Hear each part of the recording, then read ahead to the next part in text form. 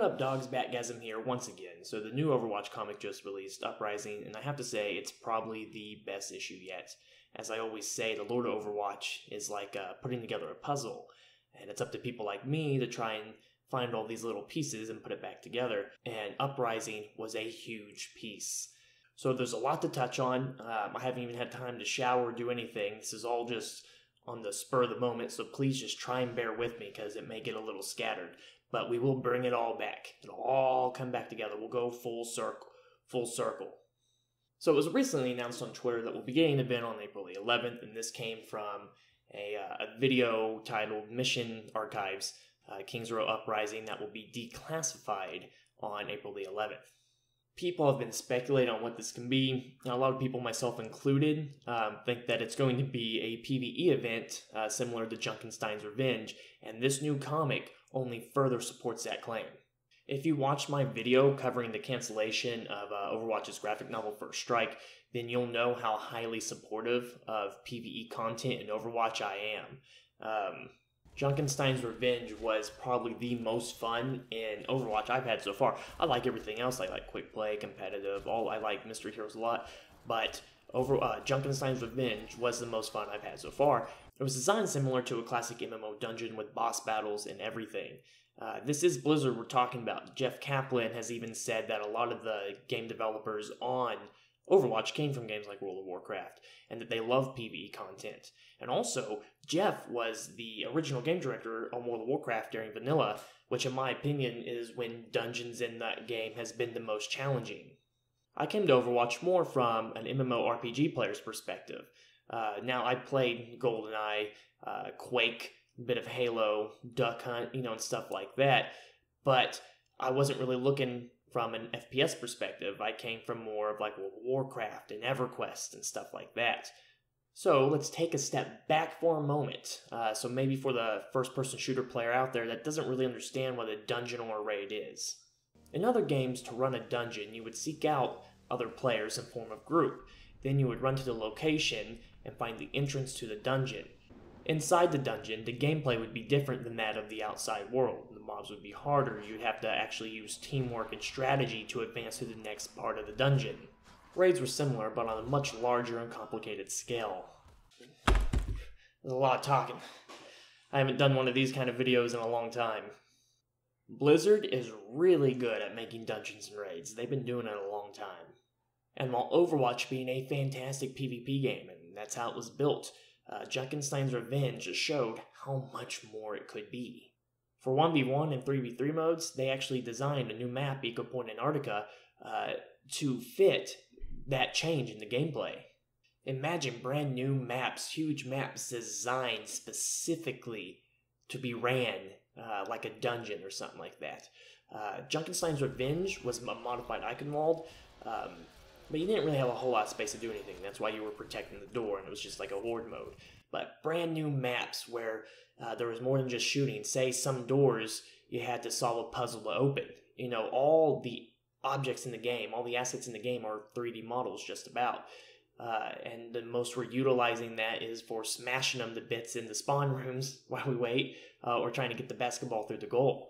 Why not use those, incorporate it into actual gameplay? Say you get to a part of a door with the boss behind it, but you can't open the door unless you solve a Zelda-like puzzle, knocking certain objects around in a certain order, or something like that. Cutscenes. All the models are beautiful. Just look at those highlight intro animations. And I believe those are the same models we use actually playing the game. They're not the same as the animated shorts, but even the animated short models are based off of the game models. They said that in one of the Q&A panels or behind the scenes, I forget which one. So they can pretty much do whatever they want. Imagine walking up to a boss and there's a cutscene kind of like in World of Warcraft, or kind of similar to what they did in Junkenstein's Revenge, and the boss is able to give off exposition or talk during the battle or something like that. Special skins and sprays that can only be obtained by completing the mission. In the First Strike cancellation video, I talked about how these adventures could be called like missions or something like that. And so seeing the Kings Row Uprising come up under the name Missions Archive is really, really satisfying to me. Straying a little bit more off topic, but we will bring it back. We'll bring it back. Don't worry. I believe that Doomfist should be Overwatch's first raid. He's been built up so much that it would be wrong almost to treat his reveal kind of like Orisa's, which was perfectly fine.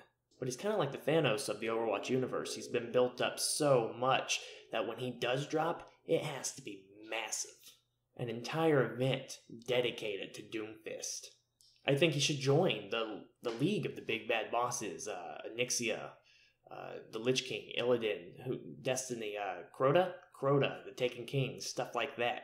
You log into the game and the entire home screen has changed to a really cinematic, somewhat animated background, Doomfist comes. Make different difficulty modes for the dungeon or raid. Like being on easy allows you to play Doomfist from now on, and almost anybody can do it as long as you put the time into it, But then make harder ones where if you complete it, you get super special sprays and skins and stuff like that. It would be, and I'm bringing it back, epic. So bringing it back to the topic of Uprising, I personally believe that the event on April the 11th is going to be smaller than what I just subscribed, but larger than Junkenstein's Revenge. And that's okay because it gets the developers' feet wet into this gameplay style, and it gets the players more comfortable and familiar with this style of gameplay in Overwatch. While Doomfist would be a massive raid, King's Row Uprising could maybe be more similar to the Deadmines if you play World of Warcraft, or the one first mission thing on Destiny with the giant spider, It would also, for me, alleviate the want for a campaign mode in Overwatch. I don't really want one, need one. The only reason I'd want a campaign is for the lore bits. But with a missions archive, it would cover all of that. The comic itself seems to lead directly into a dungeon as well. These comics aren't very long, and sometimes that can be an issue while handling characterization. An example being the Tor Bastion comic, Binary. While not horrible, it did move rather quickly through Torbjorn's internal struggle of trusting an Omnic. But this is handled so good in Uprising because Uprising ends where I believe the players will pick up. The last shot is of Morrison watching the team fly off, and next week I think it'll be us who lands. It's lore tied to gameplay. I think similar to Junkenstein's Revenge, we'll only be able to play with a certain set of heroes. And if you notice at the end of the comic, there was one tank, I believe, one defense, one support, and one DPS. The classic, typical team build for a standard dungeon. I believe the comic also introduced us to the villain of the dungeon, Null Sector, a group of terrorist omnics, or extremists as Reaper would call them. These seem to be the villains that we'll be fighting. It gives a lot of insight into the history of the universe as well. A few things I've noticed are, one, the Petrus Act being named after a real person in the lore, as well as Bill Petrus. It goes into some of the heat that Overwatch was getting at the time. Very Captain America Civil War-ish, kind of, which is great. Overwatch was not authorized to go into King's Row, but if they don't, people are going to die. And Jack Morrison had to make a really tough decision there, and he made it. It's not black and white, it's gray. And while we all may agree with Jack's decision, we don't live in the Overwatch universe. And what are the repercussions of that going to be? The fall of Overwatch. We get some insight into Reaper and Blackwatch, and that they were suspended for some antics in Cairo, probably near Anubis. Reaper's total lack of regard for that suspension. And my favorite insight into Reaper in this comic was when he said, "I'm not the one with the statue," showing to me that he's still extremely jealous of Jack Morrison getting the Strike Commander title. We got to see exactly how much of Genji was a cyborg, Tracer joining the team, the Swiss Overwatch headquarters with the statue from the iconic picture. I didn't know that was the Swiss headquarters. People walking around the backgrounds, kind of like a shield facility or something like that, and it made it feel so very much alive for the first time. That part of the universe has been so little touched on that you only read about it in broad general terms, so getting to see these more intimate moments of it really make it feel like a good, proper origin story. I'll also suggest that we see a modified version of King's Row, so probably not the Mondada statue since he was still obviously alive during this, and that could also potentially be tied to the recent texture upgrades they've done to the map on the PTR. We got Tracer getting her trademark catchphrase from Torbjorn, and we got to see a lot of the other heroes use their voice lines as well. All in all, this was the most informative Overwatch comic since Old Soldiers. And combined with the speculation of the event, could give some insight into the future of the game itself. And I, for one, couldn't be more excited to be a part of it. So as always, thanks for watching, and until next time.